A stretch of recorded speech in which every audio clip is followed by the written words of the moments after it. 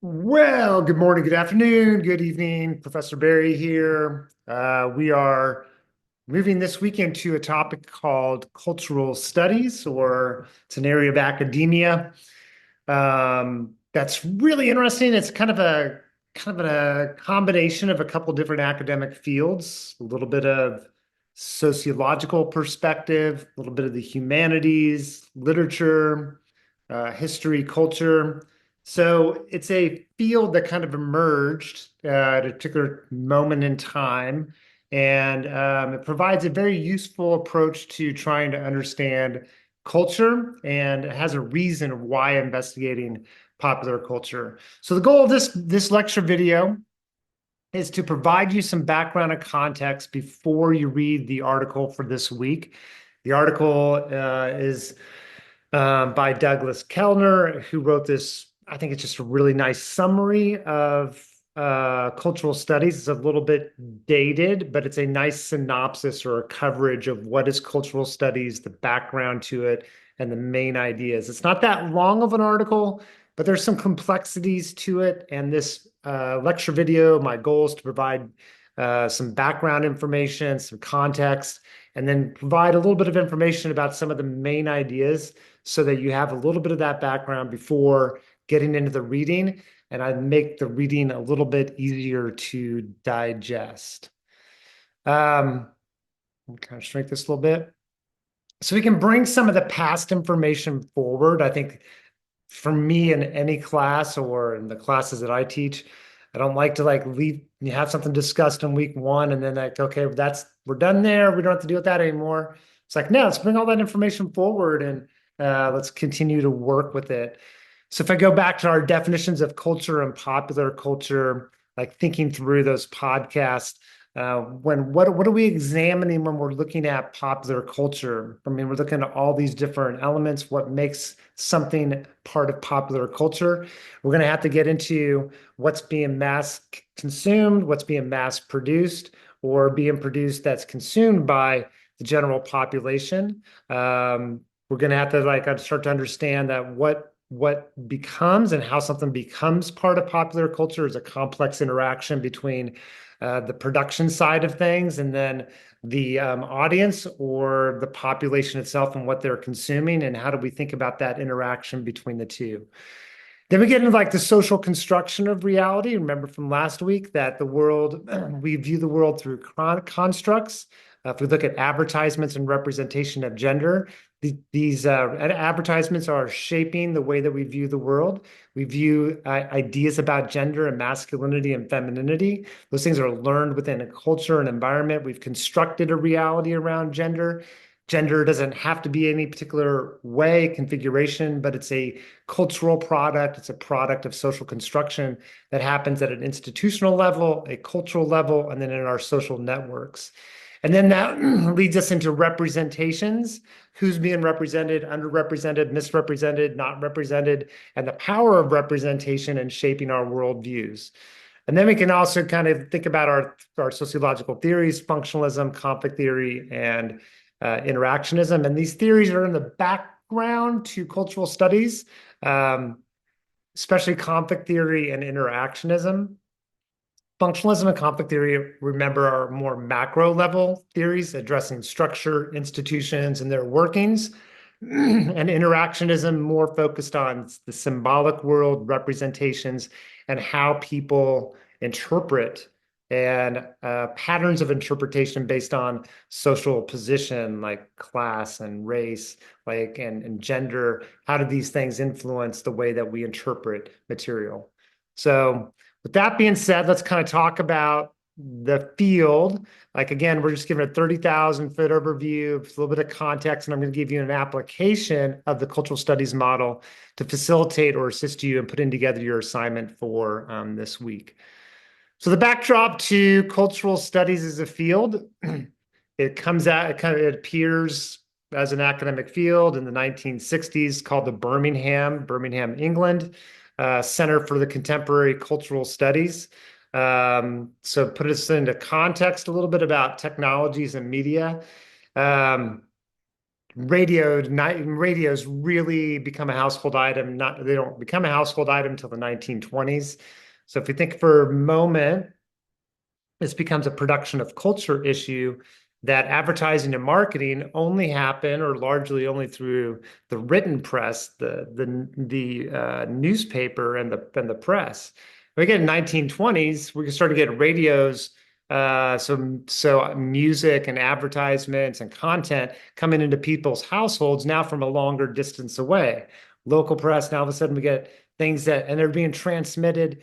The relay time between the actual event and what's going on is shorter, right? Like the impact of this technology, pretty significant. And by the end of the 1920s, majority of households have a radio. Okay, that radio's for that technology. Fast forward 30 years later, now all of a sudden it's television. Now television, we have a different content, we have different producers, we have different stations. Now we have images to go along with, right? It's the production of culture is shifted with these new technologies. The content that now comes into the household is being transmitted from even further away. So we get all these different kind of things going on. And by the end of the 1950s, we have a lot of television content. Well, it took, let's say a decade or two until the 1960s that academics and theorists and philosophers started to become more and more aware or critical of or wanting to investigate the influence of these technologies on our identities and how we view the social world. So that social construction of reality component. And it becomes really powerful. You start to think about home computers, the internet, and YouTube, where we're at today. I think more than ever, there is an importance to understanding and addressing the mass media and popular culture because it occupies such a central place in people's everyday lives. So another reason for the contemporary cultural studies is to provide a theoretical framework for examining culture, because culture is taking on a more and more, we spend more time in that space. And what's in that space is so much different than it was, let's say, before, the 1950s, before television, before radio. And the premise or an idea of cultural studies is that culture is shaped by power relations. We have to pay attention to who are the producers of, like, what's going on. How do we think about the content that's being produced?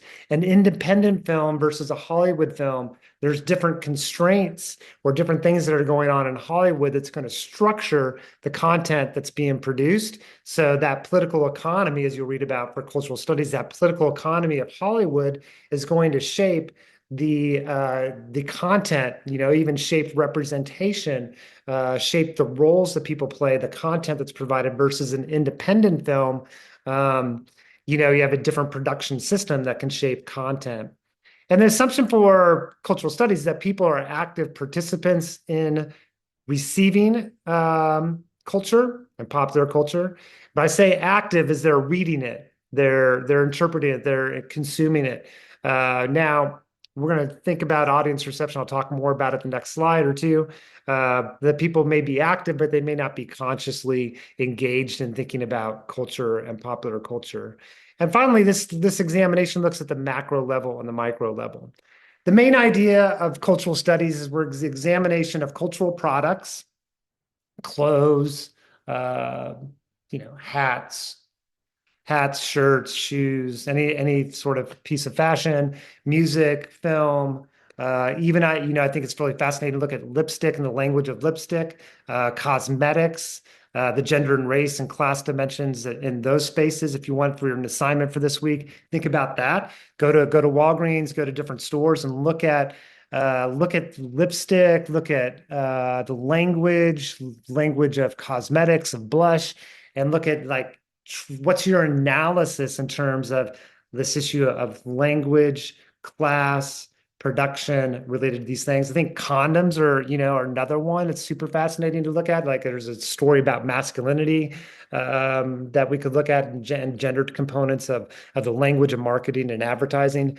These are things that are part of the examination of cultural studies. It's what's being produced, mass produced within culture to examine them because these artifacts, material culture, tell us a story. So we're kind of investigating that story.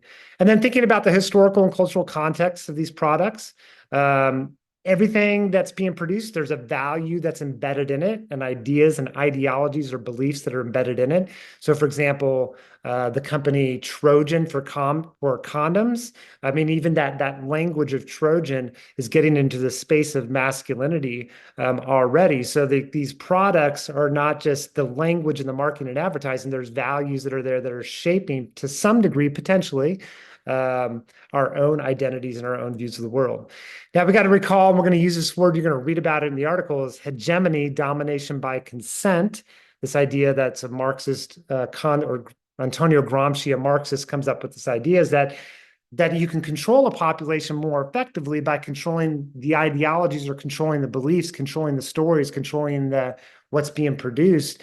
And the world that we swim in with advertising, just to go there for a minute, that if there's this story or this imagery about masculinity and femininity that's really dominant within advertising and marketing.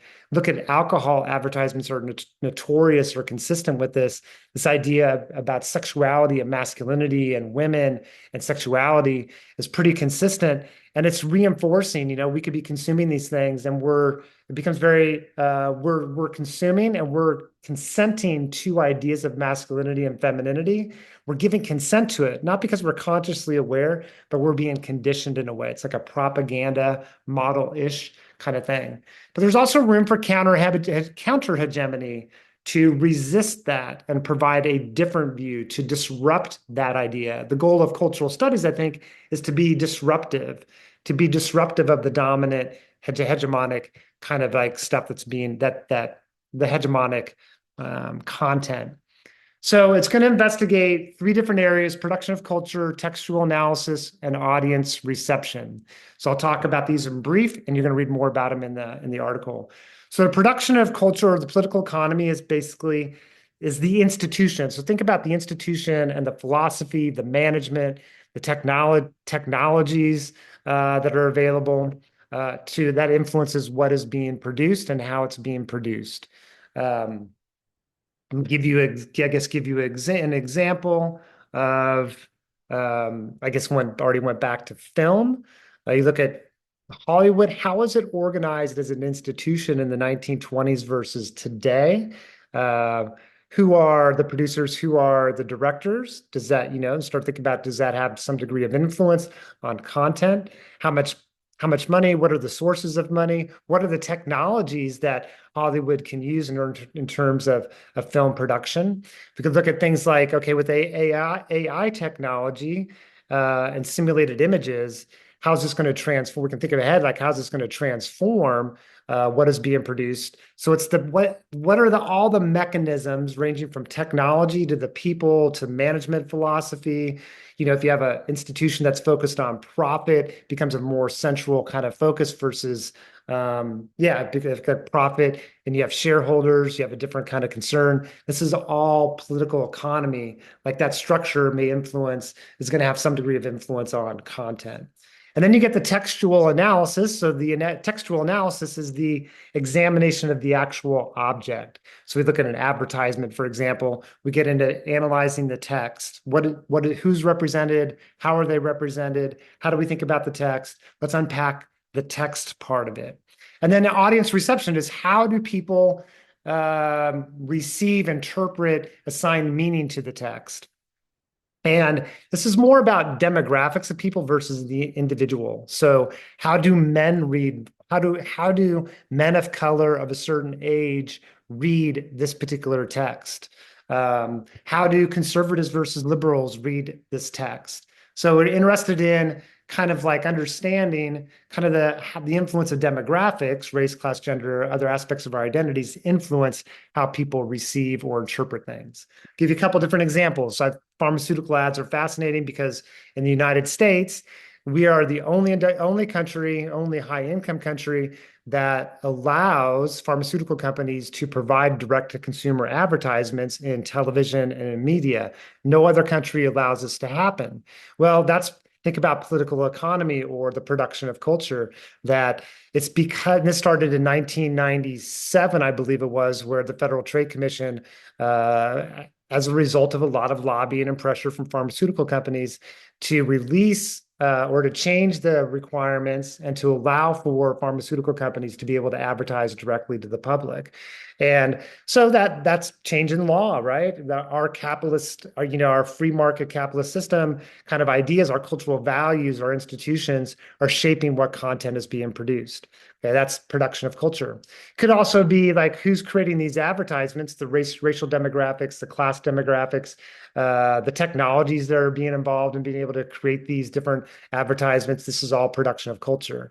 Then we get into the textual analysis. We're looking at the text and thinking, man, okay, this, the butterfly, the imagery, the meaning that's behind this imagery, the language that's being used, the colors that are being used, like never or leave the rest to Lanesta, the language of Lanesta, the font. And we get into like, font, like, what does that signify? So we're looking at the text and trying to understand the text. And then the audience reception is what's the impact in terms and how do people interpret? What is the meaning that people assign the particular text? I mean, these things flash by our screens really fast. We're not like, audience reception isn't about somebody, like, oh, they spent 15 minutes with this image and they've really dissected it. No, it's more like, how do we understand, how do people interpret and assign meaning to aspects of culture? Another example is Village People, a band group from the 1970s. I believe two of the band members were open about their sexuality, were openly gay, and openly identify themselves as being gay. And I'm not sure about the other band members, but I believe two band members were open. And I use the word open because at that time period, it was a significant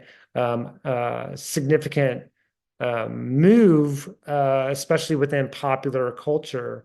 So, okay, production of culture, start thinking about the political economy, record company, are they looking for a new market? Like what's going on? It's influencing the space for providing, providing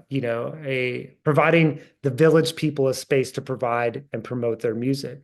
And to what degree did that system of, influence characterization, the roles, the music itself? I mean, there's artists have freedom. I mean, it's not like the industry has all this control. Artists had freedom, but we're starting to think about how did that political economy influence content? And then textual analysis is start to analyze the text, the language, the lyrics. YMCA, it's about the men's club and finding a place to find other partners, other men, so there's the text, but audience reception is a lot different. Like people don't necessarily understand what that song was really about. They may interpret it in different ways. So it's kind of like trying to unpack or give you some different examples. So one part of the assignment involves you taking some product and coming out of the culture industry and then analyzing it through these three different dimensions. I do want to say I'm not like, if your application's a little wonky, don't worry about it. Start off with a real strong explanation of what these three elements are, and then take guesses or describe it. Like, you don't have to go out and research, like, oh, hat production. I got to find out who these hat companies are and how big they are and who are the demographics. More about like, okay, if you're thinking about the production of culture, what are you thinking about? What are some questions that you would ask? What would you investigate? It's more about thinking through it than the content or the details, or like the actual information about things. So what would you think about? What would you address if you're looking at these three different elements or applying them? All right. If you do have any questions, let me know. Have a great, beautiful, amazing day. And yeah, until next time.